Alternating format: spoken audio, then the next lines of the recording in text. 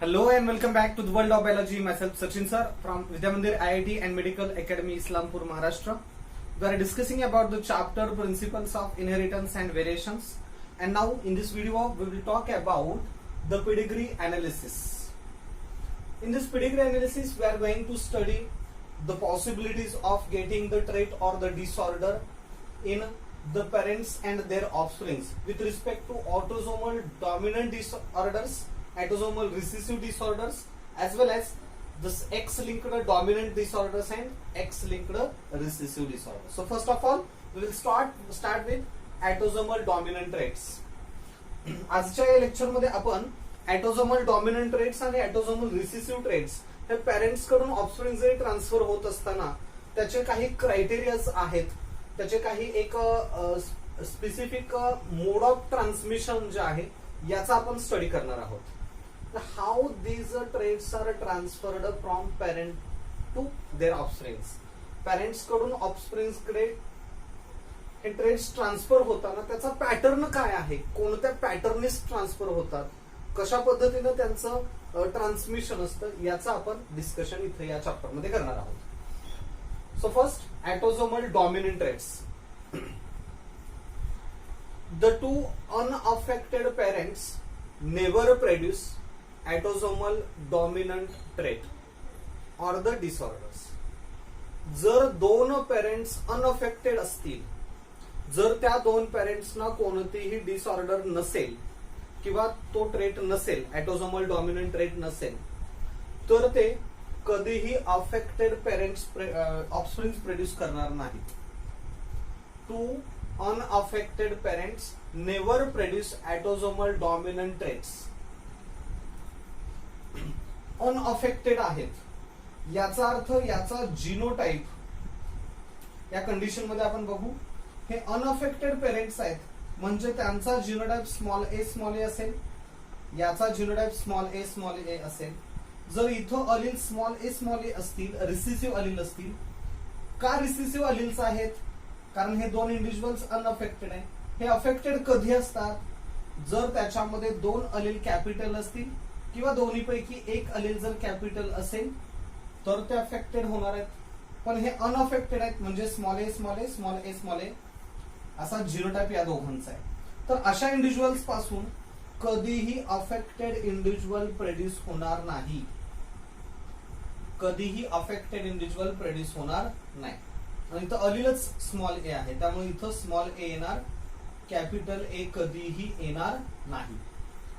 हा पहिला क्रायटेरिया. म्हणजेच the two unaffected parents never produce autosomal dominant traits. हा पहिला क्रायटेरिया विचारात घेतला. दुसरं, affected offsprings should have affected parents. जर ऑफस्प्रिंग अफेक्टेड असेल, ऑफस्प्रिंग जर अफेक्टेड असेल म्हणजे त्याच्यामध्ये एक तरी अलील कॅपिटल असायला पाहिजे. याचा अर्थ 100% त्याचे जे पेरेंट्स आहेत त्यातला दोन किंवा एक पेरेंट हा अफेक्टेड असतो. So affected offspring should have affected parents. इथं जर कॅपिटल ए आलेला असेल तर 100% याच्यामध्ये कॅपिटल ए एक तरी आहे किंवा दोन्हीही असतील. दोन्ही असणार नाहीत, एकच असेल कारण हा अनअफेक्टेड आहे, स्मॉल ए. तेव्हा याचा जिनोटाइप स्मॉल ए असा असेल. ओके. दुसरा criteria, affected offspring should have affected parents. Then if both parents are affected and offsprings are unaffected, then 100% it is autosomal dominant disorder and never be the autosomal recessive. दोनही offspring जर normal असतील, दोन्ही offsprings normal असतील, unaffected असतील, मात्र जर त्यांचे दोनही पेरेंट्स अफेक्टेड असतील, दोघही अफेक्टेड असतील, तर मात्र 100% ती डिसऑर्डर ऑटोसोमल डॉमिनंट असते, कधीही ऑटोसोमल रिसेसिव्ह असणार नाही.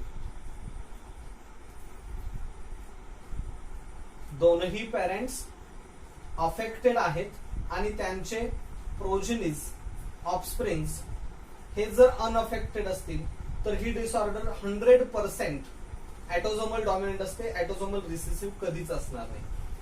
आता जर ही डिसऑर्डर ऑटोझोमल रिसेसिव्ह असेल तर स्मॉल ए कंडिशनला डिसऑर्डर दिसली असती, म्हणजे तो अफेक्टेड असायला पाहिजे होता. पण अफेक्टेड आहे का? नाही, तो अनअफेक्टेड आहे.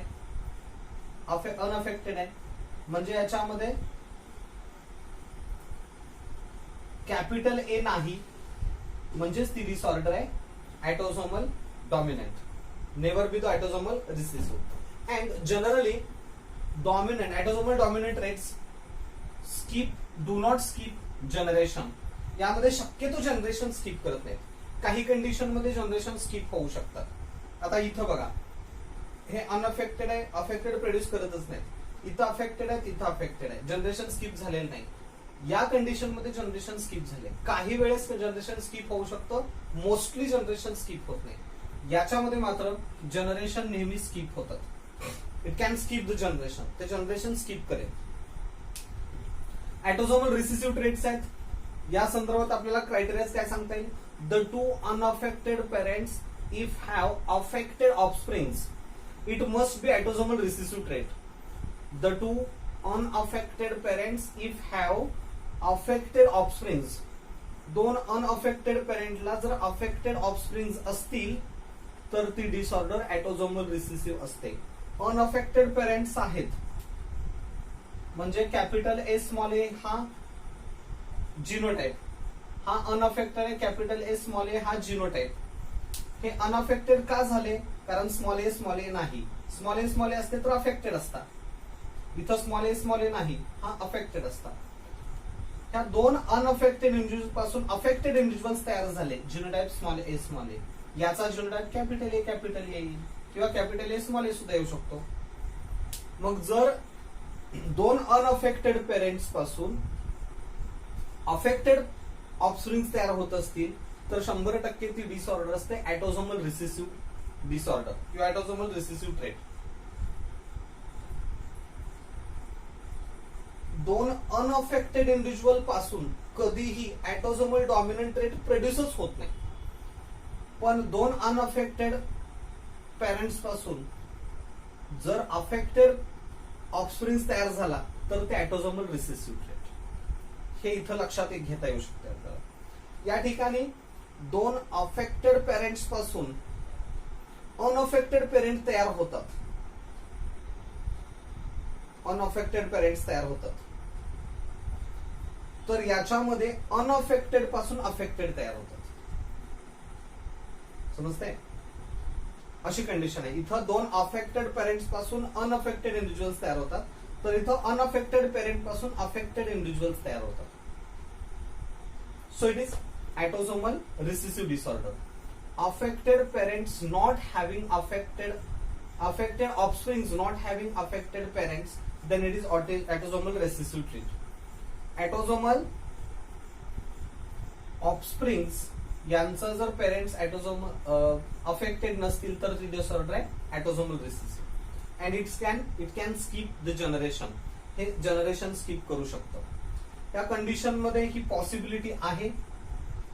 एक पेरेंट अफेक्टेड आहे, दुसरा अनअफेक्टेड असेल तर अफेक्टेड इंडिव्हिज्युअल्स तयार होतात.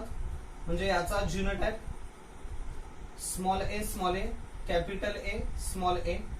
याचा जिनोटाइप येईल स्मॉल ए याचा येईल कॅपिटल ए स्मॉल ए. म्हणजे दोघांपैकी एक पेरेंट जर अफेक्टेड असेल तर दुसऱ्या जनरेशन मध्ये अफेक्टेड प्रोजेनिस ऑफस्प्रिंग्स तयार होऊ शकतात आणि हे जनरेशन स्किप करू शकतं. मात्र दोनही पेरेंट जर अफेक्टेड असतील तर कधीही अफेक्टेड इंडिव्हिज्युअल तयार होणार नाही. हे अफेक्टेड आहे याचा अर्थ स्मॉल ए आहे. स्मॉल ए हा त्याचा जिनोटाइप आहे. याच्यापासून अनअफेक्टेड म्हणजेच कॅपिटल ए किंवा कॅपिटल ए स्मॉल ए कधीही प्रोड्यूस होऊ शकणार नाही. म्हणजे ऑटोझोमल रिसेसिव्ह डिसऑर्डर मध्ये अफेक्टेड दोनही अफेक्टेड इंडिव्हिज्युअल्स अनअफेक्टेड ऑफस्प्रिंग तयार करू शकणार नाहीत. दोघांपैकी एक जरी अफेक्टेड असला तरी पुढच्या जनरेशन मध्ये अफेक्टेड येऊ शकतो, किंवा दोघांपैकी एक अनअफेक्टेड असेल तरी पुढच्या जनरेशन मध्ये अफेक्टेड येऊ शकतो. पण दोघं अफेक्टेड असतील तर पुढं अफेक्टेड इंडिव्हिज्युअल्स येत नाही. दोघं अनअफेक्टेड असतील तर अफेक्टेड येऊ शकतो. दोघं अनअफेक्टेड असतील तर अफेक्टेड येऊ शकतो, पण दोघं अफेक्टेड असेल तर अनअफेक्टेड येऊ शकत नाही. हा क्रायटेरिया इथं महत्वाचा आहे. हे दोघांचे रिव्हर्स कंडिशन आहेत बघा.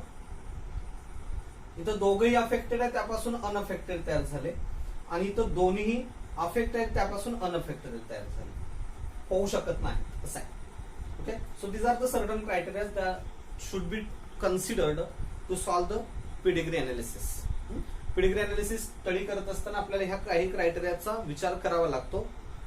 बाकीचे अजून काही पॉइंट्स आहेत ते आपण नेक्स्ट व्हिडिओमध्ये स्टडी करू.